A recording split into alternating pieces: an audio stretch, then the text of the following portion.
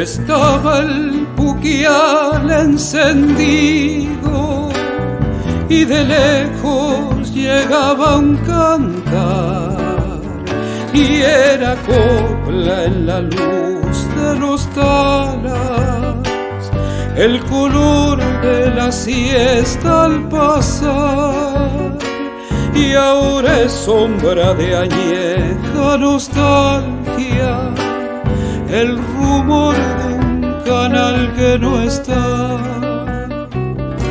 A veces yo suelo quedarme en ausencias de agua y almidón, y detengo mi pena en febrero para que me la robe el canto,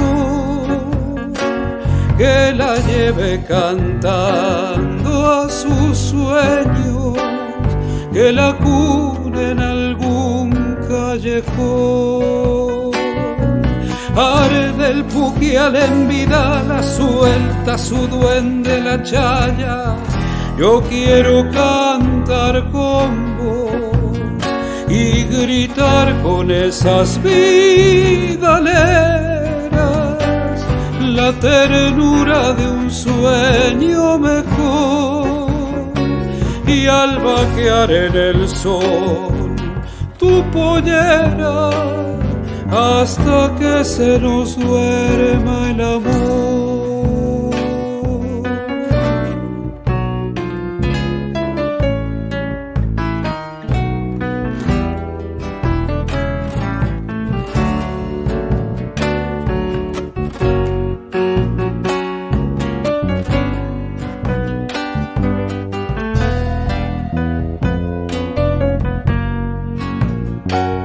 Cuando una guitarra escondida desataba su canto mejor, de la guada bajaba Siriaco a dejar en las niñas su flor, y en los vinos dolidos de su alma se cortaba de cuajo el dolor.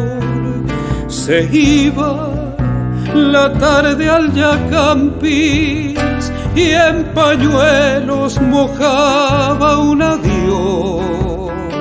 Era luna la chaya en el cerro, despidiéndose de su cantor. Como harina blanqueaba recuerdos y moría solita en su voz. Arde el puquial en Vidala, suelta su duende la chaya, yo quiero cantar con vos y gritar con esas vidaleras